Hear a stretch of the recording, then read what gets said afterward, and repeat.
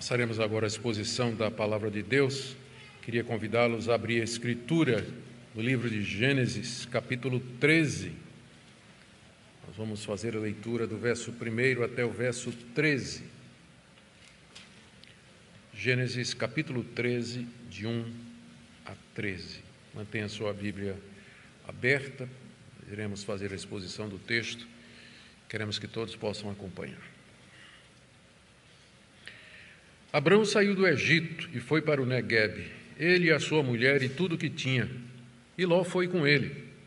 Abrão era muito rico, possuía gado, prata e ouro, fez as suas jornadas do Neguebe até Betel, até o lugar onde primeiro tinha armado sua tenda, entre Betel e Ai, e até o lugar do altar que anteriormente tinha feito. E ali Abrão invocou o nome do Senhor. Ló, que ia com Abrão, também tinha rebanho, gado e tendas, e a terra não podia sustentá-los, para que morassem juntos, porque eram muitos os seus bens, de maneira que não podiam morar um na companhia do outro. Houve desentendimento entre os pastores do gado de Abrão e os pastores do gado de Ló. Nesse tempo, os cananeus e ferezeus habitavam essa terra. Então Abrão disse a Ló: não deveria haver conflito entre mim e você, e entre os seus pastores e os meus pastores, porque somos parentes chegados. Não está toda a terra aí diante de você? Peço que você se afaste de mim. Se você for para a esquerda, irei para a direita. Se você for para a direita, irei para a esquerda. Ló ergueu os olhos e viu toda a campina do Jordão, que era toda bem regada, como o jardim do Senhor, como a terra do Egito, até a região de Zoar. Isso foi antes de haver o Senhor destruído Sodoma e Gomorra. Então Ló escolheu para si toda a campina do Jordão e partiu para o oriente. E assim separaram-se um do outro. Abrão habitou na terra de Canaã, e Ló foi morar nas cidades da campina, e ia armando as suas tendas até Sodoma. Ora, os moradores de Sodoma eram maus e grandes pecadores contra o Senhor. Até aqui, queridos, a leitura da Palavra de Deus. Vamos orar mais uma vez, pedindo a iluminação do Espírito Santo. Ó Pai, nós queremos compreender a Tua Palavra, por isso pedimos que Teu Espírito Santo nos ilumine, que Ele abra os olhos do nosso coração para que possamos ver o Teu querer e a Tua vontade expostos no registro inspirado. Nós pedimos, ó Pai, que Tu nos deis amor à Tua Palavra, e mais do que isso, que nos deis o desejo de cumpri-la. Nós oramos que o Senhor aplique, Senhor, tudo que nós tirarmos do texto, que o Senhor aplique nessa noite aos que nos ouvem, de forma, Senhor, que haja mudança de vida, que haja consolo, instrução, arrependimento, salvação, edificação e tudo para a Tua glória e alegria do Teu povo. É o que nós pedimos em nome de Jesus. Amém. Muito bem, queridos, quando Deus chamou Abrão, que morava em Ur dos Caldeus, para vir a Canaã, o seu sobrinho Ló veio com ele. A história está no capítulo 12, aliás, no final do 11 e início do capítulo 12. O pai de Ló se chamava Arã, era irmão de Abrão, e tinha morrido lá em Ur dos Caldeus, de maneira que Abrão meio que adotou o sobrinho órfão que estava com ele. E quando Abrão recebe o chamado de Deus e sai lá de Ur, diz lá o texto que Ló foi com ele, resolveu seguir o tio, o que provavelmente se deu porque Ló também se converteu ao Deus de Abrão. Vocês lembram, conforme o que nós dissemos, que Abrão era um pagão. Ele, quando morava na Mesopotâmia, ele era um arameu, como muitos outros adoradores da deusa da lua e de outros deuses da região da Mesopotâmia. Deus soberanamente apareceu a Abrão e o chamou e se revelou a ele como sendo o Deus dos seus pais, o Deus que havia se revelado desde Sete até Noé, e que Abrão era da descendência da promessa. Abrão creu em Deus, partiu, e a razão pela qual Ló parte com ele só pode ser isso, que Ló também, Abrão falou da sua experiência com Deus, de que Deus lhe havia aparecido, e Ló creu nesse Deus e, portanto, seguiu Abrão. Não afirmo isso levianamente. Aqui lá no Novo Testamento, o Senhor Jesus faz ou cita Ló em contraste com os ímpios de sua época, quando Jesus diz assim: minha vinda será como nos dias de Ló, quando as pessoas se casavam, se davam em casamento e não se preocupavam com as coisas espirituais. O Senhor Jesus está fazendo um claro contraste entre Ló e os moradores de Sodoma e Gomorra. Mais claro ainda é o que Pedro diz na segunda carta, capítulo 2, de 6 a 7, que quando Ló morava em Sodoma, morou em Sodoma, ele era uma pessoa que se angustiava com toda a iniquidade que ele via na cidade. Portanto, Ló, ele era crente como o seu tio Abrão e resolveu acompanhá-lo em sua jornada de Ur até Canaã, seguindo seu tio nos locais de acampamento. E certamente ele participou de todos aqueles cultos que Abrão ofereceu a Deus na terra de Canaã. Em cada lugar que Abrão parava para se demorar mais, ele armava sua tenda e erigia um altar, onde ele invocava o nome de Deus e servia a Deus juntamente com toda a sua família. E ele também acompanhou Abrão quando Abrão tomou aquela decisão desastrada de ir para a terra do Egito para fugir da fome que veio sobre Canaã, conforme vimos na mensagem anterior. E agora o texto nos diz que ele sai com Abrão lá da terra do Egito. Ele sai com seu tio e regressa a Canaã. Mas aí, quando chegam em Canaã, mais uma nova provação vem sobre a vida de Abrão e dessa feita envolvendo o seu sobrinho. Na mensagem de hoje, nós vamos ver o que é que o texto nos ensina sobre esse regresso de Abrão à terra prometida, vindo do Egito, está aí nos versos de 1 a 4, a separação entre ele e o seu sobrinho Ló, do verso 5 a 9, e a escolha que Ló tomou. Está aí do verso 10 até o verso 13. A nossa expectativa é que nosso Deus, como sempre, use a sua palavra para abençoar a vida do seu povo e nos desafiar a viver de maneira mais justa e santa diante dele. Primeira parte, então, Abrão regressa a Canaã, versos de 1 a 4. O texto nos diz, no verso 1, que Abrão retorna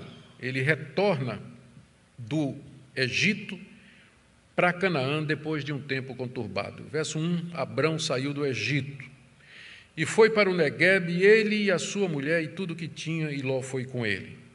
O Neguebe é aquela região sul de Canaã, aquele deserto, que quando chovia dava aquelas enxurradas, as famosas águas do Neguebe, onde Abrão tinha ficado por último em Canaã. De lá ele desce para o Egito, mas agora ele está fazendo o caminho de volta. E na sua companhia sai do Egito Sarai, sua esposa, que foi protegida por Deus, que foi liberta de ser contaminada pelo faraó, todos os seus rebanhos e pessoas do seu clã. Abrão não era ele, Sarai, Ló e mais 2 ou 3 pessoas, eram mais ou menos 300, 400 pessoas na companhia de Abrão. Ele era um sheik, ele era o chefe de uma tribo pastoral, de pastores, e tinha muito gado, muito rebanho. Devemos imaginar dessa forma a situação para que a gente possa entender o que é que vai acontecer. E diz o texto aí, no final do verso 1, que Ló foi com ele, como que dizendo que é mais uma vez que Ló toma a decisão de acompanhar o seu tio. Poderia ter ficado no Egito, onde ele tinha enriquecido também, mas agora ele resolve continuar na companhia do seu tio. Abrão, diz o texto aí no verso 2, era muito rico. Diz aqui que ele tinha gado, prata e ouro. Gado aqui é bois, ovelhas. E se ele era rico antes de entrar no Egito, tinha ficado mais, porque o faraó tinha dado a ele muita coisa por conta de Sarai, que o faraó julgava que era irmã dele. E também o texto acrescenta que ele tinha ouro e prata. Os estudiosos, arqueólogos, nos dizem que desde tempos antigos o Egito tinha aprendido a minerar o ouro e a prata. É um dos países mais antigos nessa técnica. E foi lá, provavelmente, que Abrão adquiriu isso aí. Se você der uma olhada na relação dos bens que Faraó deu a Abrão por conta da sua esposa, que está aqui no capítulo 12, não está incluído ouro e prata. Era só gado e gente. Mas agora a menção de ouro e prata indica que Abrão deve ter feito negócios lá no Egito e sai agora um homem extremamente rico de lá, bem mais rico do que ele havia entrado. Temos que lembrar que a riqueza lá, essa expressão, ele era muito rico, ela se diz em comparação com o padrão de riqueza naquela época. Os estudiosos nos dizem que um sheik era considerado rico quando ele tivesse 100 a 200 tendas, 60 a 100 camelos e 1000 ovelhas e bodes. Se Abrão era muito rico, significa que ele tinha muito mais do que isso. Então, como eu disse para vocês, era uma tribo de nômades. Não era um grupinho de pessoas, mas era uma tribo de nômades, da qual Abrão era o patriarca, era o profeta, era o líder, era o pai, aquele que era o referencial para todo mundo. E tudo isso pela misericórdia de Deus, porque o seu servo Abrão tinha falhado miseravelmente lá no Egito. Mas a misericórdia do Deus da aliança é tão grande que não somente restaurou Abrão, mas ainda por cima usou a situação para abençoá-lo. Do verso 3 a 4, lemos que do Neguebe Abrão sobe para o norte na direção de Betel. Fez as suas jornadas do Neguebe até Betel, até o lugar onde primeiro tinha armado a sua tenda entre Betel e Ai, até o lugar do altar que anteriormente havia feito. Abrão vai fazendo o percurso de volta, desde quando ele chegou em Canaã. E agora ele chega até Betel, que foi o segundo lugar onde ele acampou. O primeiro lugar foi Siquém, ficava mais acima, onde ele fez o primeiro altar. Mas rapidamente ele desce e acha aquela região montanhosa entre Betel e Ai, onde ele fica e constrói o segundo altar. É para esse lugar que Abrão retorna, onde ele tinha feito o seu segundo altar. E diz aí o final do verso 4, que ali ele invocou o nome do Senhor. Eu imagino que Abrão fez um grande culto. Se o altar tinha sido destruído e não existia mais, ele deve ter armado um altar, porque o culto do Antigo Testamento, ele incluía sacrifícios. E ali ele oferece animais do seu rebanho a Deus. Ele proclama o nome de Deus. Abrão era profeta.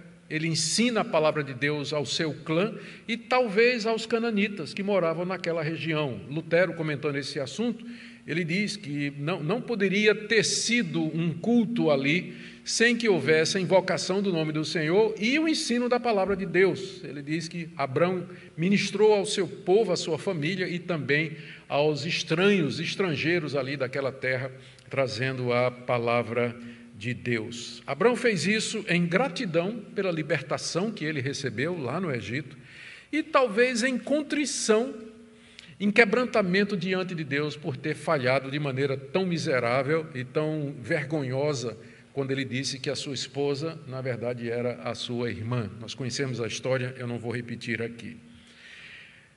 O próximo passo que nós temos do texto, Ló estava presente em tudo isso, mas o próximo passo é a separação entre os dois, que está aí do verso 5 até o verso 13. O que temos aqui é o problema da bênção. Às vezes, quando Deus dá de muito, né? Aí vem um monte de problema também.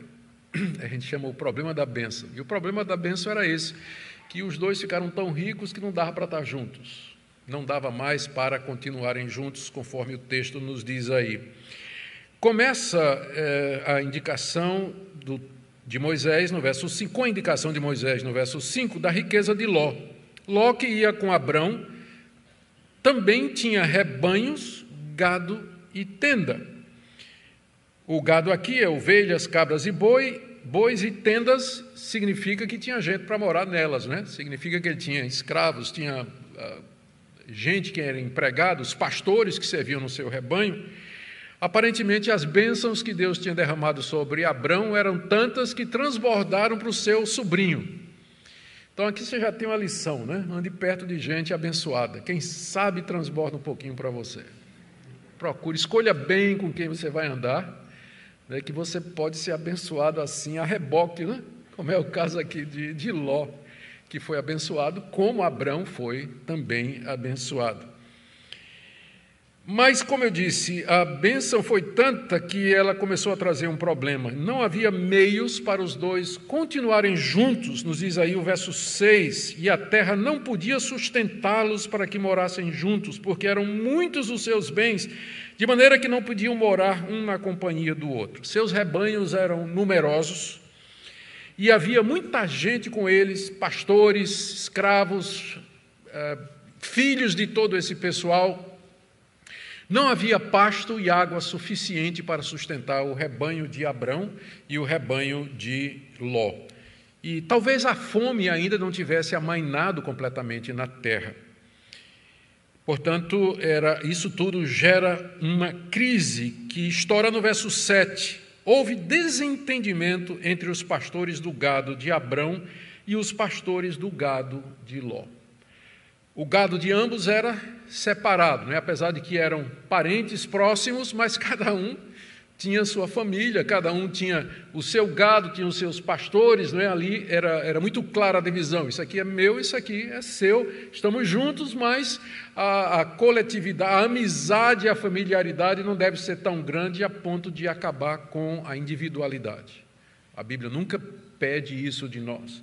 Então, a Bíblia é muito clara quando fala do direito de você ter, de você possuir, você ter uma propriedade, de você ter bens, não é isso? Desde que você se compadeça daqueles que não têm e que você ajude aqueles que você pode. A Bíblia não é contra propriedade privada, ou ter bens, ou ter reservas, nada disso.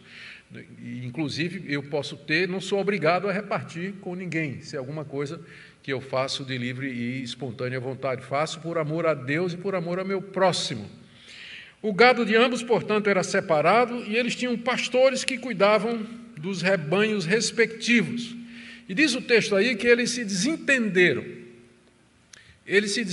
O desentendimento não foi entre Abrão e Ló, mas do pessoal que estava a serviço deles. E quando isso acontece, se não tomarmos cuidado, acaba contaminando até mesmo relação de parentesco. Não são poucas as famílias que têm sofrido por conta de problemas gerados por terceiros que de alguma forma estão ligados à família e aos negócios da família. Então, precisa agir rapidamente, e Abrão era uma pessoa já bem experiente a respeito disso. Não nos é dito aqui qual é o motivo do desentendimento, mas não é difícil imaginar. A discussão e briga dos pastores foi por pasto e água, que eram as duas coisas necessárias para o rebanho. Há uma informação aqui, no final do verso 7, que diz assim: nesse tempo os cananeus e os ferezeus habitavam essa terra. A gente fica pensando que está meio deslocado isso aqui. E tem até alguns críticos que acham que isso aqui é uma edição pós-mosaica, não é? Depois que o livro foi escrito, chegou alguém lá e colocou isso aqui. Não, na verdade faz todo sentido, porque se os cananeus e ferezeus já habitavam aquela terra, eles também tinham gado, o que faz com que a oferta de pasto e de água seja muito menor ainda, o que explica a briga, não é? Porque já era pouco. Já tinham os locais, né, os moradores originais que usavam, já tinham seus rebanhos, e agora eles chegam como estrangeiros, não é? Aquela multidão de gente. Então, as possibilidades de pasto e água ficaram reduzidas. Né? Por isso que essa indicação está aqui, que os cananeus e ferezeus já moravam lá, e, portanto, não era assim que eles podiam escolher qualquer lugar. Eles tinham que se virar com o que sobrava dos cananeus e ferezeus. Por isso a briga havia começado. Abrão, então, preocupado com o testemunho diante desses cananeus, desses estrangeiros, desses pagãos, e preocupado com o relacionamento dele com o seu sobrinho Ló, ele então faz uma proposta a Ló no verso 8. Então Abrão disse a Ló: não deveria haver conflito entre mim e você, e entre os meus pastores e os seus pastores, porque somos parentes chegados. Não está toda a terra aí diante de você? Peço que você se afaste de mim. Se você for para a esquerda, irei para a direita. Se você for para a direita, eu irei para a esquerda. Abrão não queria conflito com Ló, que era seu parente próximo, era sobrinho, e nem entre os empregados. E ele estava disposto a fazer o que era necessário para manter a paz. Você vê aqui um Abraão diferente. O Abraão do capítulo anterior passou por uma crise, por uma dificuldade, e ele saiu dela com um estratagema onde ele procurou tirar vantagem da situação. Disse ele para sua esposa, diga que você é minha irmã, quem sabe vão me tratar bem por conta disso. Ele tentou sair da crise, tirando vantagem. E aqui você já vê um homem quebrantado, um homem que aprendeu, pelo menos por um tempo, né? Mais adiante ele vai cometer o mesmo erro de novo, mas vamos um capítulo por vez. Até essa altura que você vê, é um homem que parece ter aprendido a lição e que está disposto a abrir mão da vantagem financeira para o seu sobrinho, que hierarquicamente era inferior a ele, era menor. Ele não tinha que fazer isso, Abrão, não tinha, absolutamente, porque o primeiro direito de escolha era dele, como o líder do clã, era ele que podia decidir, mas ele cede esse direito, ele abre mão disso, tal o seu empenho em manter a paz com o seu sobrinho. Então ele pede a Ló que se afaste dele, está aí no verso 9. Algumas traduções modernas dizem assim, vamos nos separar, não reflete o original. O original Abraão está dizendo, aparte-se de mim. Ele não fez uma proposta assim, vamos fazer um acordo. Não, ele chega para Abraão, ele chega para Ló e diz, olha, você tem que se apartar de mim. E aí, então, ele dá a escolha ao seu sobrinho. Ele poderia escolher as terras à esquerda ou à direita. Agora, observe como ele fala. Observe como ele fala. Ele diz assim, no verso 9, não está toda a terra aí diante de você? Ele está falando como se fosse o dono da terra. Não é isso? A terra está toda aí diante de você, escolha para onde você quer ir. Se você for para a direita, eu vou para a esquerda. Se você for para a esquerda, eu vou para a direita. Ele fala como se ele fosse o dono da terra. Por que ele fez isso? Porque ele estava confiante de que Deus haveria de cumprir a promessa que Deus fez para ele. Eu vou te dar essa terra. Anda pela terra de Canaã, porque ela é sua. Eu vou dar a você e aos seus descendentes. Então, Abrão aqui, essa proposta de Abrão, que parece assim generosa, alguns até comentaristas criticam Abrão, dizendo que ele não podia ter feito isso, porque ali ele está abandonando a terra que Deus tinha dado para ele. Não, ele tinha tanta confiança de que Deus haveria de dar aquela terra para ele, que ele disse para Ló, pode escolher o que você quiser, porque no final vai ser meu mesmo. Tudo isso aí vai ser meu, pode escolher, vá para o canto que você quiser. Mas no final pode ter certeza que isso aí vai pertencer a mim e aos meus descendentes. Ló não era descendente dele. Era parente, mas não era descendente. E a promessa foi para Abrão e os seus descendentes. Isso explica a generosidade do patriarca. É a confiança na promessa. Ele fala como se já tivesse obtido. E a fé não é exatamente isso. Fé é a certeza das coisas que você não vê, é a confiança, é a plena convicção de fatos que não se veem. Abrão agiu como se a terra fosse dele. Ele disse a Ló, pode escolher aí, fica à vontade. Só quem tem essa confiança é que pode ser generoso. Quando você não tem, você está inseguro, o egoísmo prende o coração da gente aos nossos bens, mas quando você está tranquilo na providência de Deus, você é generoso, você dá, você contribui, você não vai brigar, muito menos com família, por questões financeiras, ou questões de propriedade, ou coisa que o valha, bênçãos materiais. Em vez de armar um esquema para tirar vantagem, ele, em fé e humildade generosa, dá oportunidade ao seu sobrinho, que hierarquicamente era inferior. A última parte aqui da nossa passagem, perícope, nessa noite, relata a escolha de Ló.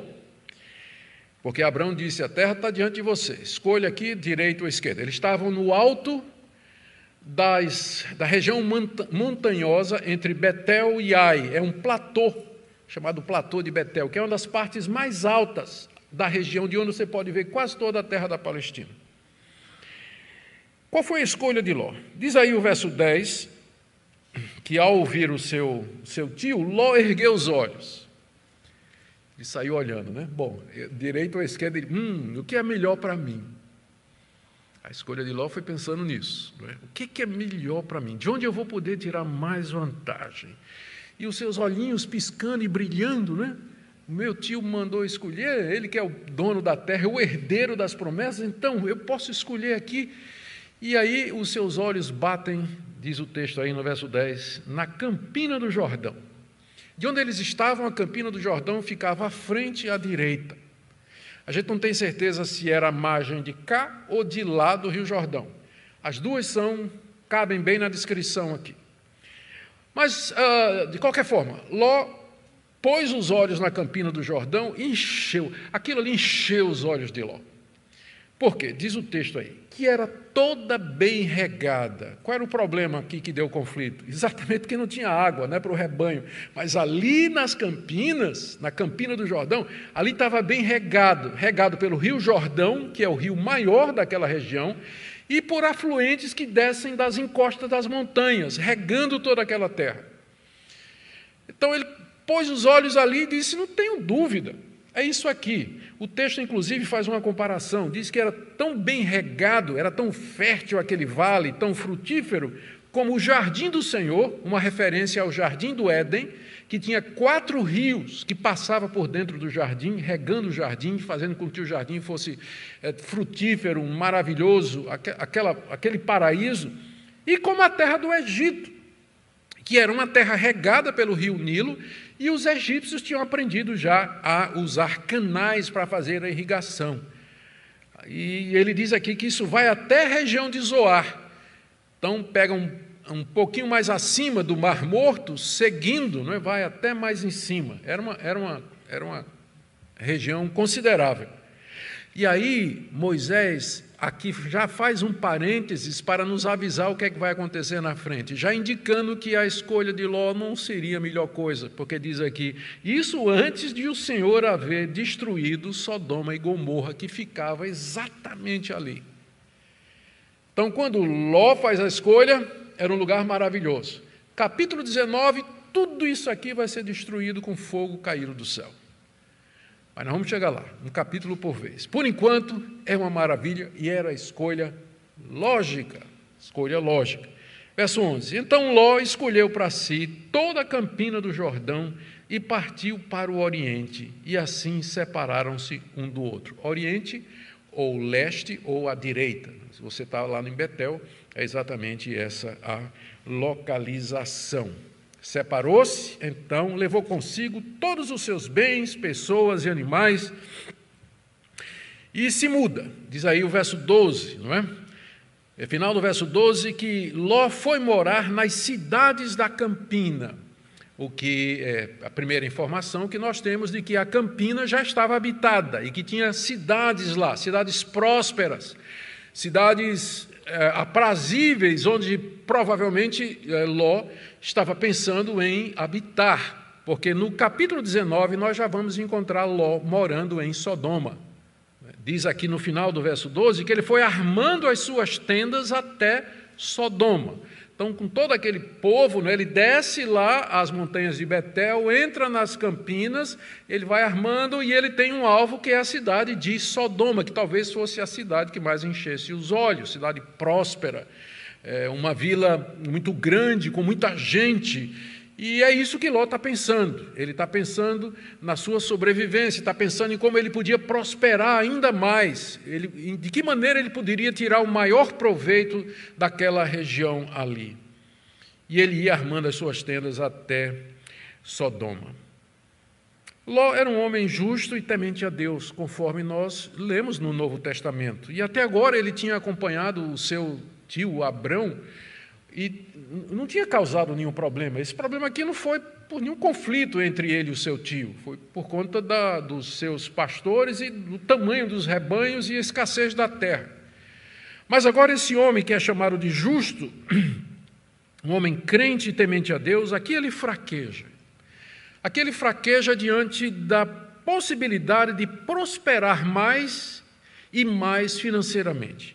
Ele não levou em consideração a situação moral e espiritual de Sodoma e de outras cidades ali, verso 13. Ora, os moradores de Sodoma eram maus e grandes pecadores contra o Senhor. Da maneira como está redigido aqui esse verso, dá a impressão de que essa fama era notória. Isso era notório saber. Todo mundo sabia que os moradores de Sodoma eram maus e grandes pecadores diante de Deus. Talvez Ló tenha pensado assim: eles são, mas eu não vou me meter com nada deles, né? Eu vou simplesmente cuidar da minha vida. E, além do mais, a oportunidade é maravilhosa. Que coisa maravilhosa. Ali, que lugar bonito, as Campinas do Jordão. Ali eu vou ter pasto para o meu rebanho e vou poder cuidar da minha família. E, de repente, eu posso até morar na cidade, que é mais seguro, não é? Que é mais seguro morar na cidade. Ele fez uma avaliação e ele fez essa escolha aí. O texto nos diz que, primeiro, os moradores de Sodoma eram maus, era gente perversa, gente que gostava de fazer o que era ruim, gente que tinha prazer na iniquidade. Segundo, diz aí o texto, no verso 13, que eles eram grandes pecadores diante do Senhor. Eles não eram só pecadores, eles eram grandes pecadores. Seus pecados eram notórios, eles eram piores do que o costumeiro, eram mais escandalosos e vergonhosos do que os pecados usuais e comuns entre os cananeus e os demais pagãos que moravam naquela terra. Exatamente que pecados são esses vai ficar claro no capítulo 19, que era a sodomia e a prática das relações homossexuais. Algumas pessoas que querem desconstruir o ensino da Bíblia com relação a isso, eles usam o texto do profeta Ezequiel, capítulo 16, verso 49, para dizer que os pecados eram outros. Ezequiel diz assim: essa foi a iniquidade de Sodoma. Ela e suas filhas foram orgulhosas, então orgulho, tiveram fartura de pão e próspera tranquilidade, mas nunca ampararam os pobres e os necessitados. Orgulho e falta de compaixão com os necessitados. Está lá no profeta Ezequiel, dizendo que era esse o pecado de Sodoma. Orgulho e falta de cuidado com os necessitados. Aí o pessoal diz: está vendo? Esse era o pecado de Sodoma. Então vocês aí é que ficam inventando outras coisas, não é? Que ficam dizendo outras coisas.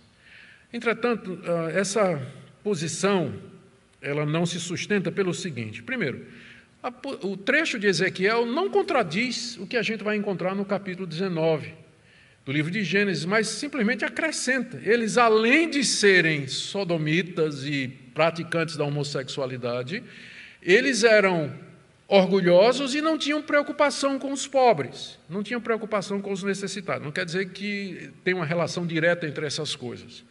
Além do mais, o próprio Moisés, mais adiante, no livro de Deuteronômio, ele vai usar o nome sodomita para se referir àquela pessoa que mantém relação sexual com outra, no caso do gênero masculino. Não é? A relação entre dois homens é chamada de sodomia pelo próprio Moisés, mais adiante no livro de Deuteronômio. Por que ele usa esse nome? Não faria sentido usar esse nome, a não ser que ele tivesse associado às práticas pecaminosas que havia na cidade de Sodoma. E no Novo Testamento, a palavra sodomita é usada duas vezes, a primeira em 1 Coríntios 6:9, a segunda em 1 Timóteo 1:10, exatamente com esse mesmo sentido.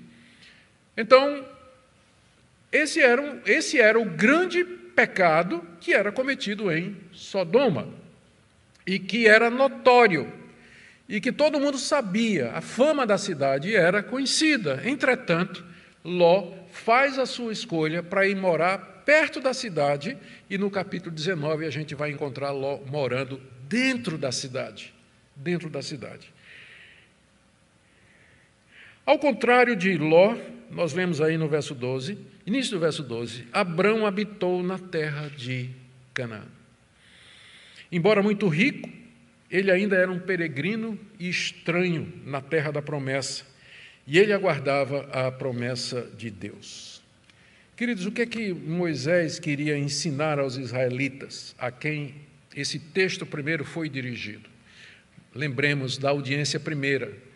Os israelitas, às margens do rio Jordão, prestes a cruzar o rio para conquistar a terra prometida, depois de 40 anos de peregrinação no deserto, foi o tempo em que Moisés escreveu os 5 livros da lei. Mais adiante esse livro, naturalmente, foi trabalhado por outras mãos, né?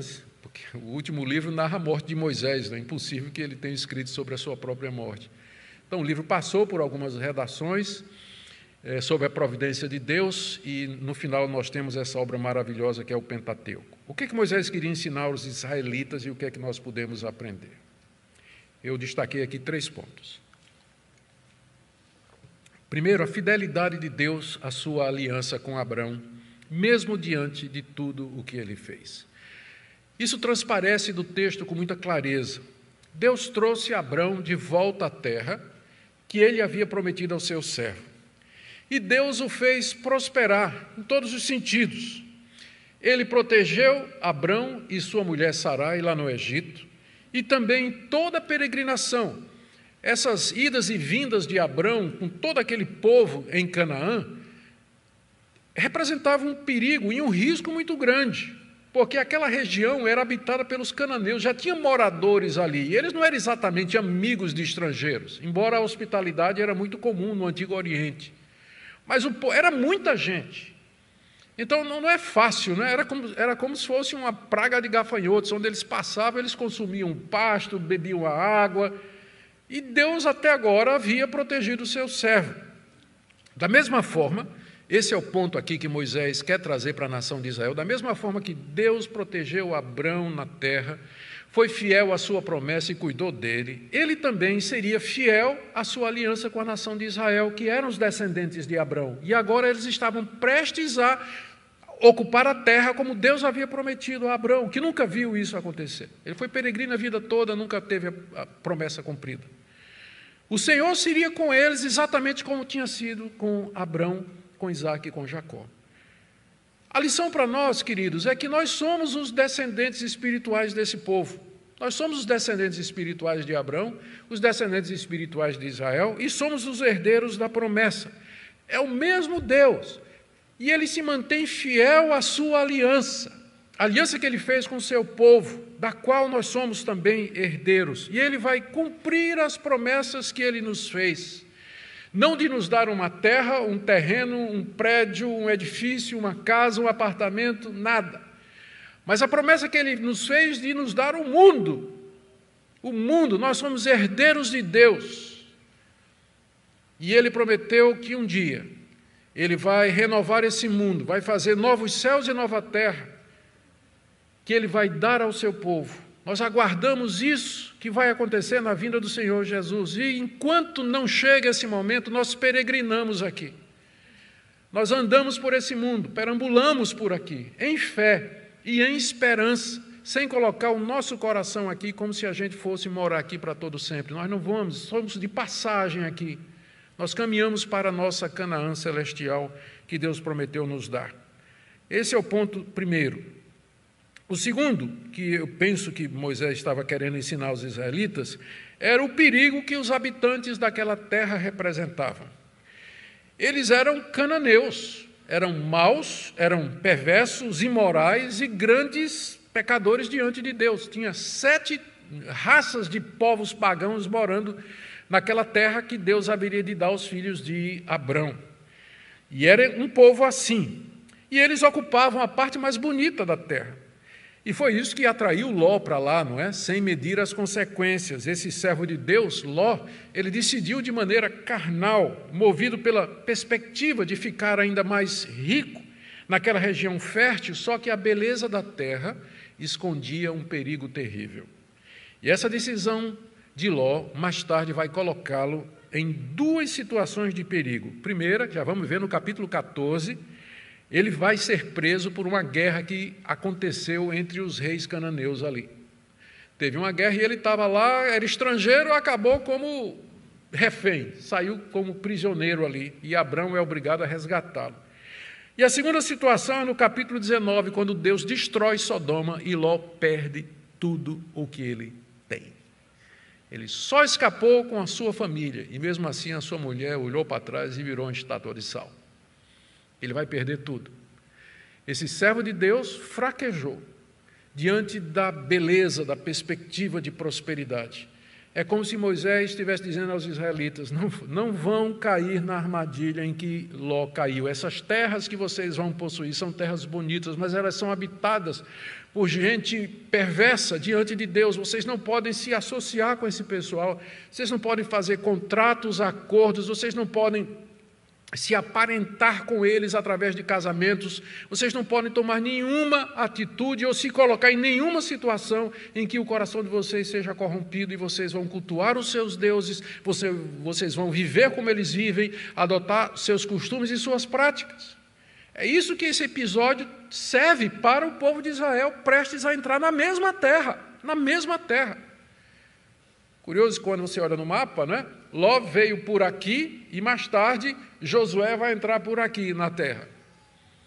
Mas era a mesma terra, E da mesma forma, queridos, isso é uma lição tremenda para nós, não é verdade? Que grande exortação, para que nós não façamos escolhas com base na aparência. Às vezes os jovens, né, quando vão escolher uma namorada, um namorado, quesito número 1, tem que ser gato. Não interessa se o gato está onde é que ele dorme, nem onde é que ele se alimenta, né? Ele só tem que ser gato. Ou gata, né? Muitos jovens crentes tomam a decisão de namoro e depois de casamento baseado nisso. É a escolha de Ló. E mais tarde eles vão sofrer o inferno que Ló sofreu, por conta dessas decisões que eles tomam. É a mesma coisa em termos de questões de trabalho. Aparece às vezes uma oportunidade, você olha assim, olha, o salário é muito bom, é verdade que o ambiente é imoral, o ambiente é pornográfico, mas o salário... Qual o preço da nossa consciência tranquila? Qual é o preço da nossa alma, por assim dizer? Qual o preço da nossa alma? O que é que nós podemos dar em troca da nossa alma? Não nos deixemos levar pela perspectiva de ganho às custas do nosso testemunho e da paz do nosso coração. Essa é a exortação que também cabe para nós. E o último ponto aqui que eu queria mencionar. A decisão de Abrão de permanecer na terra, aguardando em fé a promessa de Deus, serviria de exemplo para os israelitas também. Ele manteve a confiança na promessa, considerava que a terra seria dele e dos seus descendentes, como Deus disse, no tempo de Deus, e por isso que ele deixou seu sobrinho escolher qualquer parte, porque ele sabia que um dia toda ela seria dele. E mais do que isso, Abrão aguardava a pátria celestial. Deixa eu ler para vocês o comentário do autor de Hebreus, capítulo 11, de 13 a 16, que eu acho que cabe aqui. Ele está falando dos heróis da fé em geral e de Abrão em particular. Eu leio: eles morreram na fé, sem ter obtido as promessas. É o caso de Abrão. Ele morreu sem possuir a terra. Vendo-as, porém, de longe, vendo a promessa de longe, saudando-as e confessando que eram estrangeiros e peregrinos sobre a terra. Porque os que falam desse modo manifestam estar procurando uma pátria. E se, na verdade, se lembrassem daquela de onde saíram, teriam oportunidade de voltar. Mas agora aspiram a uma pátria superior, isso é, celestial. Lá no coração, esse era o anseio final de Abrão. A pátria celestial, a Canaã celestial, o reino de Deus, a vida eterna, a comunhão perfeita e plena com Deus. Era isso que ele aspirava no final. Foi peregrino sua vida toda. E ele serviria de modelo para os israelitas. Eles serviriam de modelo para os israelitas que iam entrar na terra. Era como se Moisés dissesse: ao chegar nessa terra, vocês vão prosperar. É uma terra que mana leite e mel. Deus vai dar vitória, vai desapossar os seus moradores. Vocês herdarão as cidades que eles construíram, cidades belas, bonitas, mas não ponham o coração nisso a ponto de vocês esquecerem do Senhor, seu Deus. A esperança de vocês é sempre escatológica, espiritual, olhando para o final de todas as coisas. Da mesma forma, nós cristãos somos peregrinos aqui nesse mundo. Vivemos pelas promessas de Deus, que em Cristo garantiu perdão, salvação, comunhão com Ele e a vida eterna. Somos peregrinos, aguardando a vinda do nosso Senhor e Salvador Jesus, quando nós, então, entraremos em posse plena do seu reino. Queridos, eu queria dar uma palavra a você aqui nessa manhã, você que caiu em pecado, você que fez uma escolha errada, você que está envergonhado pelo que você fez. Deus nunca deixou de escutar o quebrantado, o arrependido de coração. Da mesma forma que Ele restaurou o seu servo Abrão aqui. E mais tarde, da mesma forma que ele vai ter compaixão de Ló. Lembra que antes de destruir Sodoma, ele mandou tirar Ló de lá, apesar da escolha de Ló. Veja, a misericórdia de Deus. E há quem diga que o Antigo Testamento não tem misericórdia, é só ira, né? Veja a misericórdia de Deus para com os seus servos. É o mesmo Deus. Se você se humilha diante dele, se você pede perdão, se você reconhece os seus erros, se você humildemente se coloca diante de Deus, esperando na sua misericórdia, você vai encontrar perdão, você vai encontrar graça e restauração para a sua vida. Só que também não abuse da graça de Deus e nem da paciência dele, procrastinando, adiando esse momento que você sabe que você precisa fazer, adiando essa decisão que você sabe que você precisa fazer. A palavra de Deus nos diz: buscai ao Senhor enquanto se pode achar. Invocai-o enquanto está perto. E ele está perto essa noite, ele está aqui conosco. Essa é a razão pela qual nós nos reunimos.